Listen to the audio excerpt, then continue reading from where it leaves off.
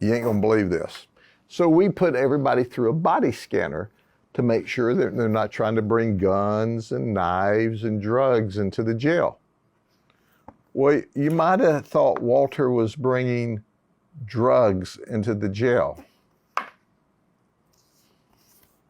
He brought a thermos into the jail.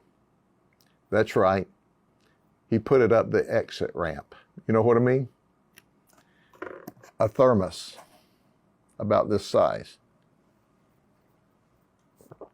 No, it wasn't this one.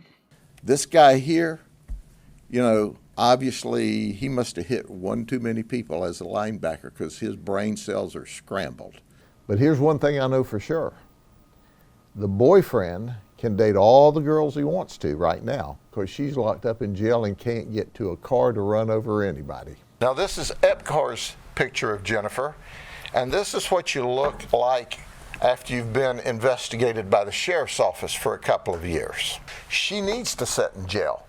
She's a thief. She's a con. She's a crook. Let me say that again for that board of directors that had their head up their butt and didn't do what was right. She's a crook. She's a thief. She's a con. Now I want you to think about this a minute, okay? You decide that you're going to hook up with a woman. She comes in, and she's already uglier than a mud fence, right?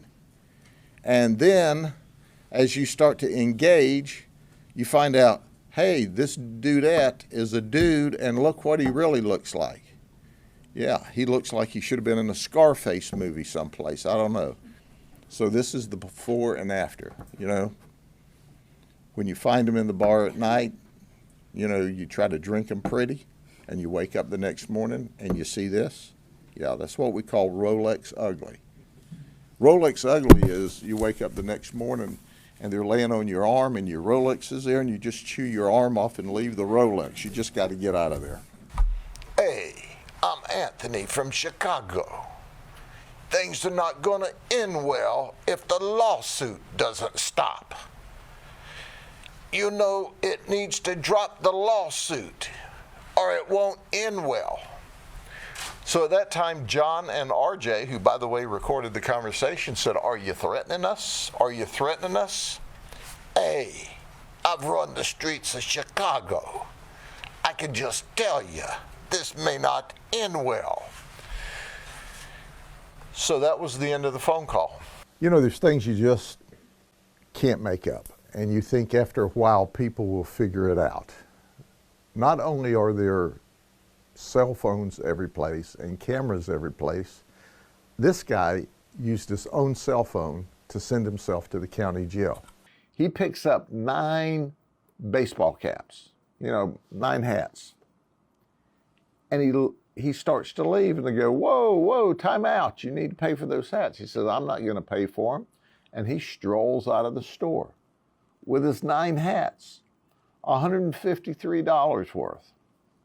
So they notify the absolute best deputies in the entire world, and one of them shows up, and while we're taking a report, he comes back to apologize for stealing their hats and says, I got the 9 hats, I'll bring them back to you.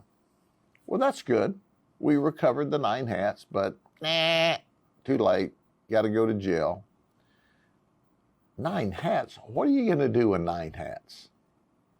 Obviously, he stole one for each marble he has for a brain. You're not going to believe this, because someone broke into the Polk City Sheriff's Station. That's right. They stole my picture. So he used his McPhone to make a McThreat to McDonald's, his actual phone number. So it was a slow McPitch for us to make a McRest. We went to his house and he said, yeah, I made the McPhone calls to McDonald's because I didn't get my McNuggets. You see why I call him a McNut? Anyway, he's in the McJail. Oh, the Polk County jail. He was bizarre. Our deputies, by the way, are going home safe tonight. Let me make this abundantly clear. You're not going to shoot at our deputies. You're not going to point guns at our deputies. You're not going to point garden shears at our deputies. You're not going to break into the car and try to get their rifles. You're not going to assault feloniously our deputies. You're just not going to do that. And if you do, we're going to shoot you. Just enough so that you don't want to ever do that again or can't do that ever again.